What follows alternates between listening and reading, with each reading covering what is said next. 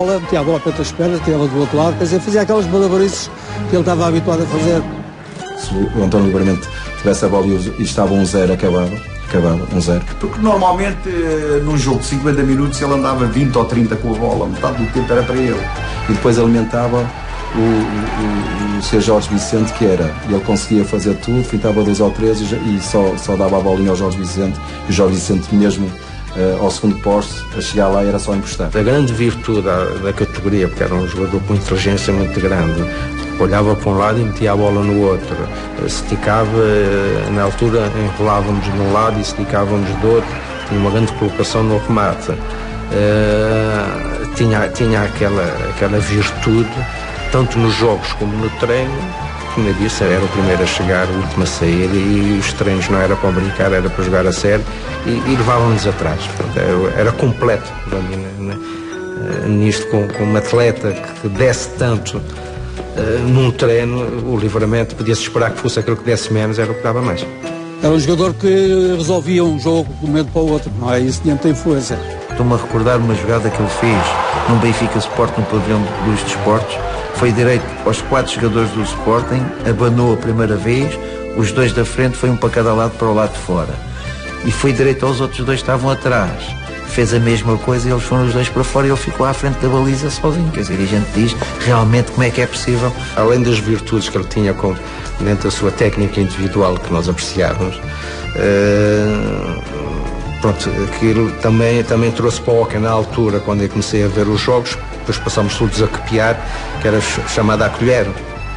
Então mandava a bola e depois trazia a bola, saía dentro de uma colher, metia-se por meio de 2 jogadores, porque ele dava a impressão que ele ia passar a bola para um lado e ele conseguia fazer chamada hoje a colher, que depois todos os jogadores começaram a utilizar. Porque antigamente driblávamos com toques na bola.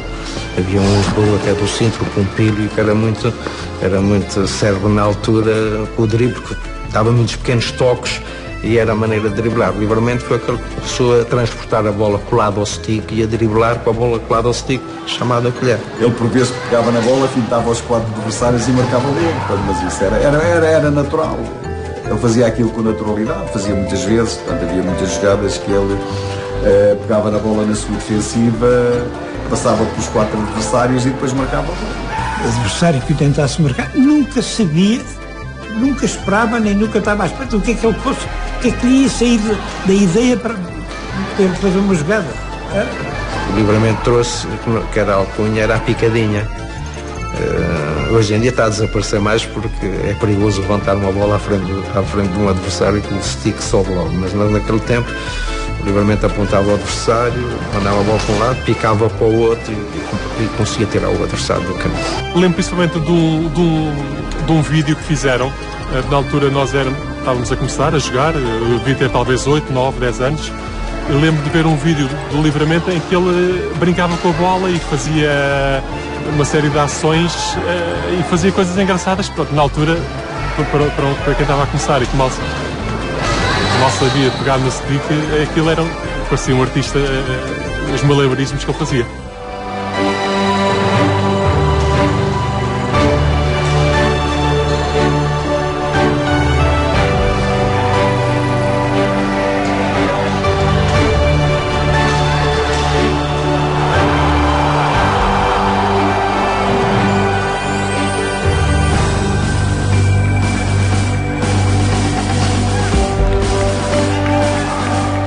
Nós jogávamos com o Ramalhete na baliza, nos tempos áureos, que durou uns 10 anos.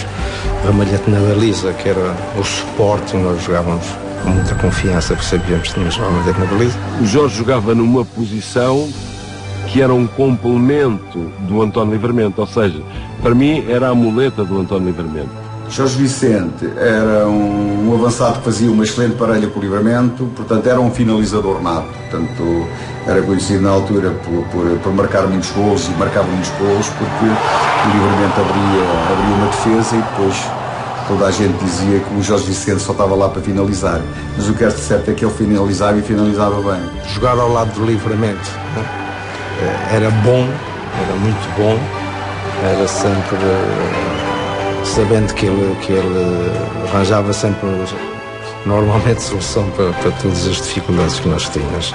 Depois tinha o Casemiro, que também era um jogador muito inteligente, mas a sua missão era andar pouco com a bola. O Jorge tinha uma particularidade. Não patinava bem, não era da nossa escola, veio dos Açores. Acabou a sua carreira, para mim, a não patinar bem, a empurrar um bocadinho com o pé direito para andar. Não era um jogador que as pessoas apreciassem pela sua patinagem, pela sua técnica. Mas tinha sobretudo uma característica formidável. Adaptava-se muito bem ao Livramento. Não precisava dele. O Livramento saiu e nós continuámos a ganhar com o Rodrigues. E ele foi durante anos o melhor marcador nacional. Era aquilo que realmente fazia da nossa equipe uma grande equipe. Tinha que estar sujeito ao modo de jogar da equipa. O Garrancho que construía mais e o Livramento. O Livramento era o avançado que vinha mais para trás e reconstruía, e eu tinha que estar lá sempre para finalizar. Tinha as suas características próprias, era um jogador fino, era um jogador que sabe jogar, mas tinha sobretudo uma intuição grande para jogar ao lado do Livramento. Lá vinha ele às vezes a arrastar o pé, na devida altura lá estava para marcar o golo ou para dobrar o passo para o outro marcar. Realmente era uma característica que eu vejo nele, é inteligente, inteligência a jogar. Portanto, ele fazia sempre muitos golos e normalmente até marcava mais golos. Era o jogador que marcava mais golos na equipa. Mas isto era porque eu tinha que estar, porque o trocado se via, eu e o Livramento cá atrás, havia logo uma chamada de atenção, porque cada um eu tinha que estar lá mais na área, de um lado e do outro, tinha que arranjar os espaços e estar sempre pronto. Depois era um jogador que finalizava, tirava sempre a baliza, não estava com brilhinhos, nem a procurar brilharetes, era muito prático e fazia muitos golos. O Livramento tinha um tempo de passe muito bom, a bola vinha sempre em boas condições. O ano em que o Livramento foi para a Itália, eu joguei, passei para trás a fazer o trabalho normalmente de construção que fazia o Livramento e jogávamos com o Rodrigues, um jogador também que tinha sido criado lá e nascido ali na Gomes Pereira, e ele passou a jogar, a fazer o meio lugar, e nós também ganhámos o campeonato nacional e éramos uma equipa também forte. O Casemiro também era um jogador, ele tinha uma alcunha na altura, porque ele aparecia muito. Nós tínhamos um sistema de jogo, como lhe disse há bocado, em que depois o Livramento recuava para fabricar mais jogo, o Garrancho, e depois aparecia nas costas o Casemiro. Estar dentro do ringue era dar com uma postura sempre a 100%. Parecia sempre na situação do espaço vazio, sempre nas costas da equipa adversária. Não foi uma vez nem duas que o meu colega do lado do Garrancho vinha para a rua por faltas que eu cometia. Mas que é evidente que os árbitros achavam que não era eu, nunca podia ser eu. O Carlos Garrancho era um excelente jogador, era um jogador fisicamente muito forte. Um jogador que os adversários o respeitavam, tinham muito respeito. Era um jogador com um poder arrumado também muito bom, e a defender também era um jogador que impunha respeito. Na altura, os meus grandes ídolos como guarda-redes, e aquilo que eu gostava de ver era, a nível nacional, o Sr. António Ramalhete, e a nível internacional, o Sr. Carlos Trulhos, guarda-redes da Seleção de Espanha, e em Portugal, o Sr. António Ramalhete, guarda-redes da Seleção Portuguesa. Portanto, esses eram os meus ídolos. O António Ramalhete foi, naquela altura, e penso que ainda hoje, um dos grandes guarda-redes do mundo. Naquela altura, eu pessoalmente gostava mais do António Ramalhete.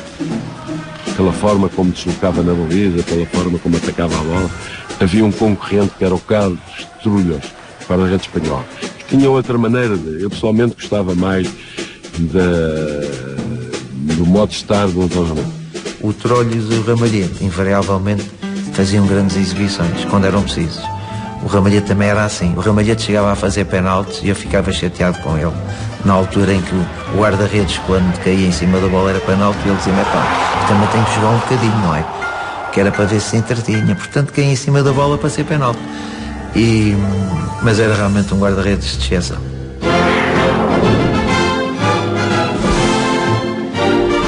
Em 1974, Portugal prepara-se para falar ao mundo da paixão que sente pelo hóquei em patins. No território ultramarino de Angola, Luanda ultima os detalhes para acolher um Mundial com tantas ambições de ordem desportiva como política.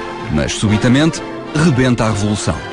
Lembro-me, essencialmente, foi quando acontece o 25 de Abril, em que estava tudo perspectivado para o Mundial ser em Luanda, e a formação da equipa nacional foi feita, porque havia jogadores no continente com mais potencial, foi feita na base também levar alguns jogadores que estavam em Angola. Estava para ser um dos melhores mundiais de sempre. Nós chegámos a estar 15 dias em Luanda para fazer o estágio e adaptar ao clima. Estavam a acabar, nós treinávamos, ainda havia uns acabamentos no pavilhão que se chama a Cidadela, se não me engano. E já estava a fazer realmente o pavilhão, estava praticamente pronto, onde ia ser feito o Campeonato do Mundo. Todos nós percebemos porquê, não é? Ao governo dava jeito que realmente um campeonato da Europa ou do mundo fosse feito numa terra como Luanda, que por acaso é em África, não é? E havia um grande entusiasmo e previa-se pela primeira vez um pavilhão com quase 20 mil pessoas, ou 15 a 20 mil pessoas, e estava tudo feito para que fosse um grande mundial. Só que derivada à situação que se via na altura, que se tinha dado 25 de Abril, portanto a situação era um bocado, digamos, uma situação quente, derivada aos movimentos da libertação que na altura queriam a independência de Angola. Estávamos muito perto da Revolução, no dia da Revolução, e isso realmente levou a que a segurança, não era só no hóquei, não é? Mas enfim, a segurança nestas provas internacionais realmente tivesse sido muito ampliada.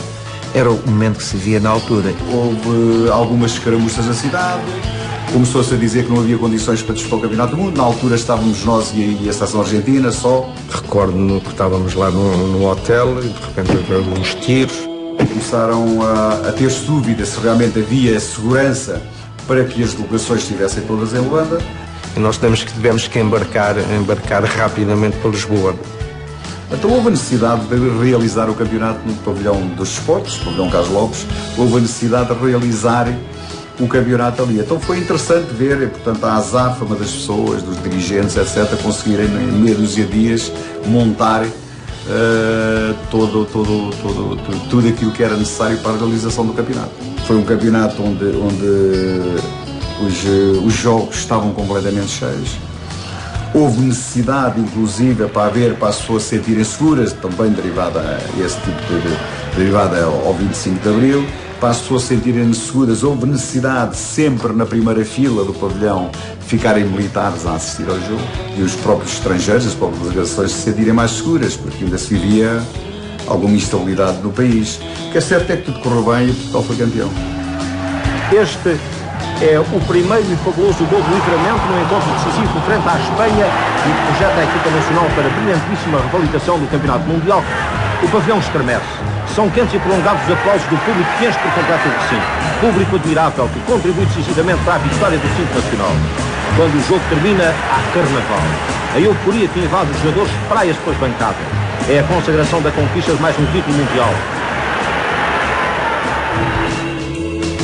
Ao contrário do futebol, que pode ser disputado na rua por miúdos e rapaziada amiga desde que alguém traga uma bola, o hóquei exige requisitos especiais. Os atletas entram no ringue com uma segunda pele que, aos poucos, se torna tão natural como a primeira. Joalheiras, caneleiras, stick e patins são ao mesmo tempo uma farda de combate e um fato de gala em constante evolução. As joalheiras, as caneleiras, que eram realmente, uns usavam a caneleira a apanhar a perna, outros eram em leque, quer dizer, abriam a caneleira para tapar mais espaço para os cantos, para as bolas, à frente e atrás, que era por causa das moladas, que tiravam, ajeitavam, voltava-se e aquilo arranjava, eram as luvas, os peitilhos e as proteções para o resto, não é? E os sticks hoje são capazes de ser mais leves, que antigamente não era bem um cacete, mas puxava um bocadinho para cacete. Eu comecei a jogar ainda com rodas de madeira. Eu cheguei a fazer rodas para os patins. Portanto, o Benfica tinha lá um mecânico, tinha um torneiro, um tornozinho, portanto comprava os bocados de madeira e a gente tinha que os tornear.